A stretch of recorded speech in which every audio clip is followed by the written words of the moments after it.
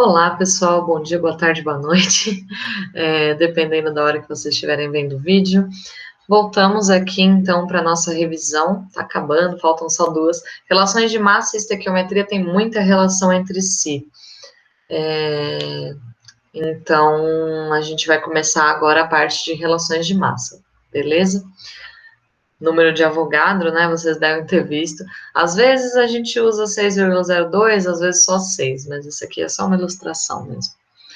Então, na parte de relações de massa, a gente vai ver essa relação, né, entre mol e massa, e entre átomo e molécula, né? Então, aqui tem um exemplo de exercício para vocês que fala sobre isso. Átomo e molécula, entre mols de átomos, mols de moléculas, desculpem.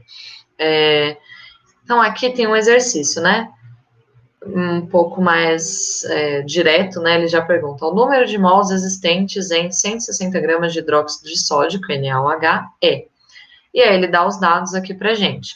A massa molar do Na é 23 gramas por mol, massa do oxigênio, 16 gramas por mol, e a massa do hidrogênio, 1 grama por mol.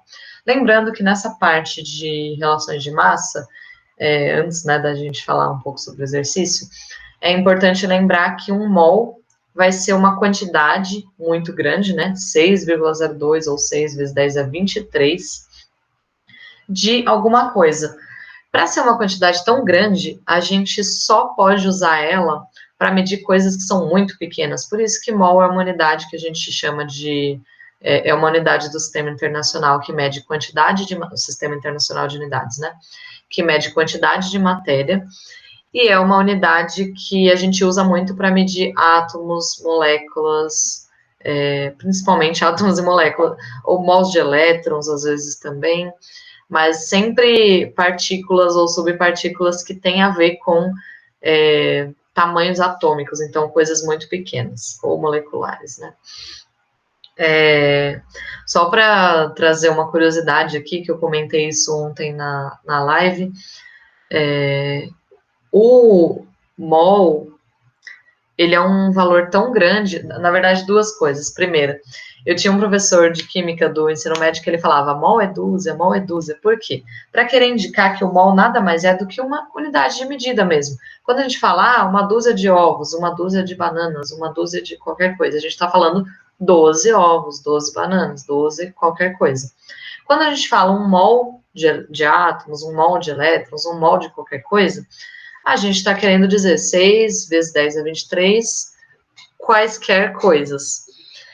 E quando a gente tem... eu vou dar um exemplo de por que a gente só usa o mol para coisas tão pequenas quanto átomos. Se a gente fosse contar a quantidade de grãos de areia de todo o planeta Terra, isso daria 1/6 de um mol. Para vocês terem noção de quão grande é esse número. Ou seja, a gente não tem nem grãos de areia suficientes no planeta Terra para dar um mol. É por isso que a gente usa mol só para coisas que são absurdamente pequenas, como átomos e moléculas. Ou seja, resumindo, a gente precisaria de 6 planetas Terra com a mesma quantidade de grãos de areia para conseguir ter 1 mol de grãos de areia. Então, o mol, ele é um número absurdamente grande. A gente não consegue... Eu mesma, que sou química, que faço mestrado em ensino de química, não consigo dimensionar o tamanho, a quantidade que é um mol, ou o tamanho que é um átomo, pensando a quantidade que é um mol, algo muito grande, o tamanho que é um átomo, algo muito pequeno.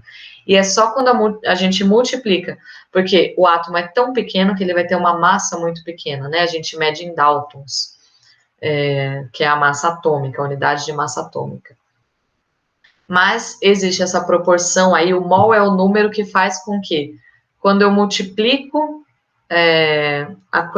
a quantidade de átomos, quando eu multiplico um átomo, por exemplo, pelo mol, eu tenho uma massa que é equivalente à massa atômica, só que em gramas. Ficou um pouco confuso.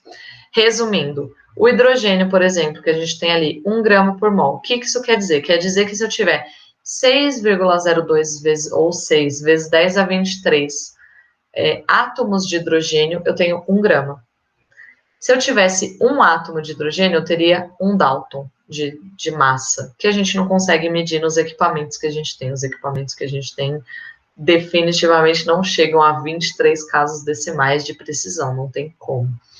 É um impedimento técnico aí que a gente tem.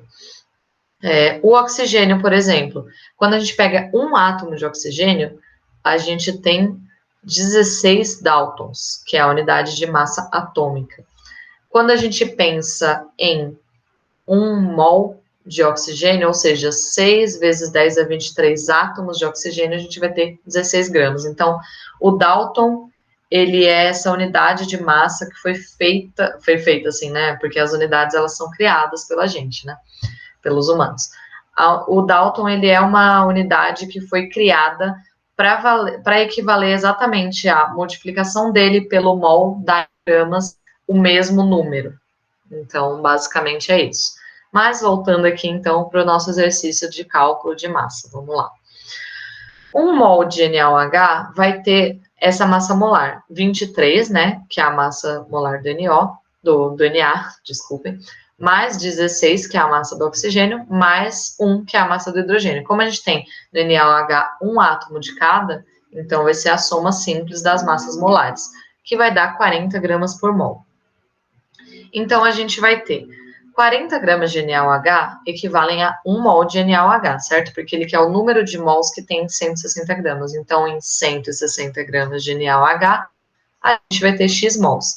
E aí, fazendo regra de 3, né, multiplicação em cruz, a gente chega no valor em mols de NaOH, que vai dar 4, né? Dá 160 dividido por 40, 4 mols, que é a nossa alternativa C. Opa! Então, eu trouxe só um exercício para a parte de relações de massa, porque a gente vai ver muito de relações de massa, esse tipo de proporção aparece muito em estequiometria. Então, no próximo vídeo a gente discute um pouco mais a fundo essa questão, tá bem? Até mais, pessoal. Deixa eu interromper aqui a gravação. E até o próximo e último vídeo.